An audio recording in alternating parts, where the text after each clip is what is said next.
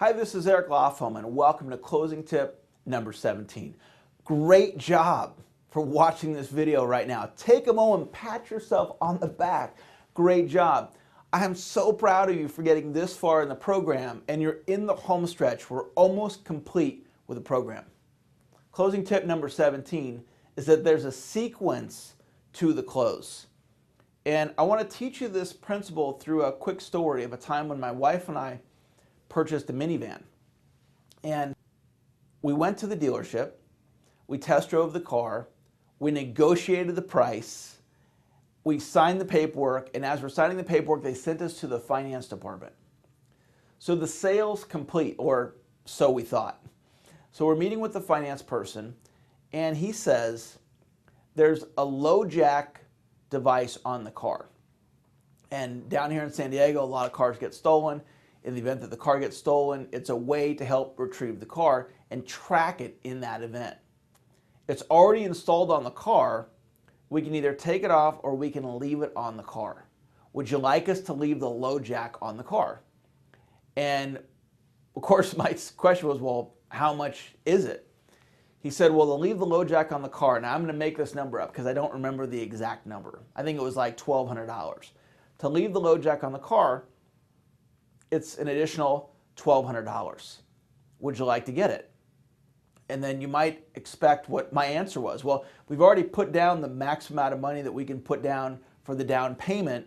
So right now, financially, it wouldn't work for us to come up with an additional $1,200. And so he said, well, aside from the price, would you like the low jack to stay on the car? Well, yeah, I guess so. Well, we can add the low jack for, and I don't remember the exact number, it was an additional $5 or $10 a month. We can, let's say it's $5. We could add the low jack on for an additional $5 a month. Would you like to keep the low jack on the car? And I said, sure. And so then the finance person just made that sale.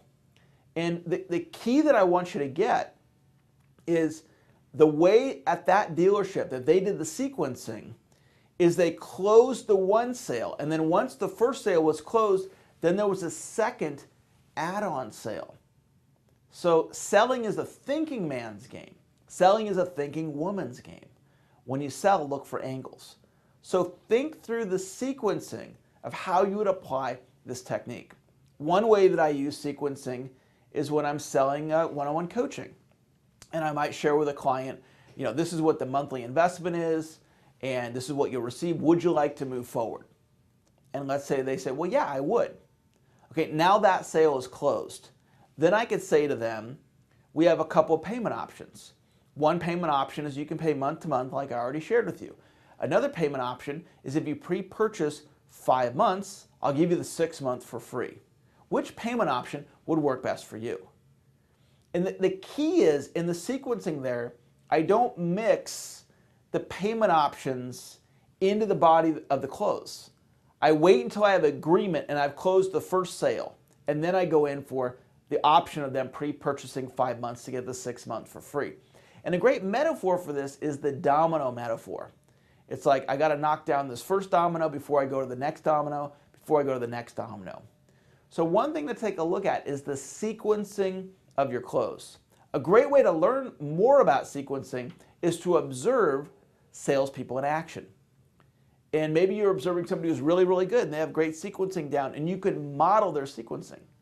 Maybe you're observing somebody who's not very good at closing, and you can learn what not to do. So you can learn either from a good presentation or not so good presentation. So this closing tip, it's all about the sequencing of your close.